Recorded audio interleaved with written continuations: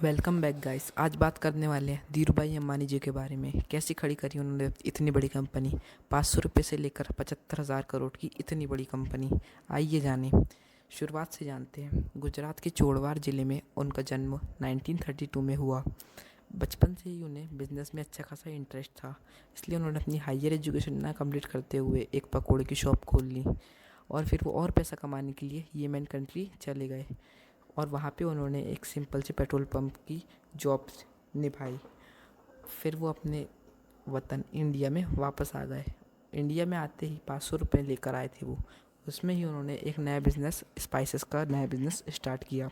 Spices के business में उन्हें अच्छा खासा प्रॉफिट ना होने के कारण उन्होंने एक और नया बिज़नेस स्टार्ट करने की सोची, जो कि था यार्ड थ्रेडिंग का। और फिर कुछ ही सालों में उनका बिज़नेस सक्सेसफुली ओपन हो गया। इस यार्ड थ्रेडिंग के बिज़नेस में उन्हें अच्छा खासा प्रॉफिट हो रहा था। पैसे को इधर उधर खर्च ना करते हुए उन्होंने इसे री इन्वेस्ट किया और नई कंपनी चालू करी, विमल नाम की। यहाँ तक उन्हें बहुत सारी प्रॉब्लम्स आई, हाई रिस्क थी, कई बार फेलियर भी आए और कई बार कंपनी के बहुत ज़्यादा शेयर्स भी डाउन हुए। फिर भी उन्होंने कभी हार नहीं मानी। उन्हें मास्टर ऑफ टेकिंग रिस्क के नाम से भी जाने जाने लगा।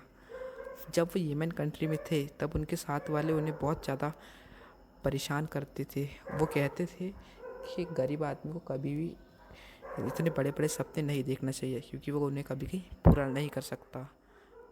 और वो इस हम और आज वो हम सब के लिए एक इंस्पिरेशन है। वो कहते हैं अगर आपका कोई सपना है तो उसे जल्द से जल्द पूरा कर लीजिए, नहीं तो कोई और आपका सपना पूरा करने के लिए आपको ही हायर कर लेगा। उनके एक्सपीरियंस ने उन्हें बहुत कुछ सिखा दिया था और इसके बाद उन्होंने कभी भी पीछे मुड़ के नहीं देखा।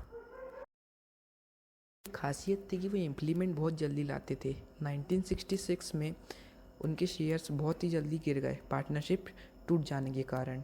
फिर उन्होंने एक साल के अंदर इसे कवर करने की कोशिश की और खुद ही पूरी मेहनत करके खुद ही अपनी फ्रेंचाइजी बांट कर विमल को एक नई पहचान दी। विमल ने इंडिया के लिए बहुत कुछ किया, इसलिए इंडिया ने उसे कई सारे अवार्ड्स के साथ सम्मानित किया। उन्हें the man of the century, the economics time और पद्म विभूषण जैसे कई सारे अवार्ड्स मिल चुके हैं। उनका प्रोडक्ट अब टू सॉल्व प्रॉब्लम और क्वालिटी के लिए जाने जाने लगा। विमल ने अब बहुत ही अच्छी ग्रोथ पा ली थी। अब उनकी जो कंपनी थी वो अब इंडिया की टॉप कंपनीज़ में से जाने नहीं लगी। आगे उन्होंने बहुत ही अच्छा प्रॉफिट कमाया और वो इंडिया के सबसे धनी इंसानों में से एक बन गए। बड़ा सोचो, जल्दी सोचो और आगे की सोचो, क्योंकि आइडिया किसी एक के नहीं है।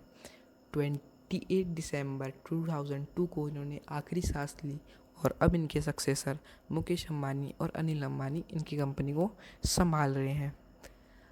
आज रिलायंस की टोटल नेटवर्क 60.8 बिलियंस है। आपका बहुमूल्य समय देने के लिए धन्यवाद।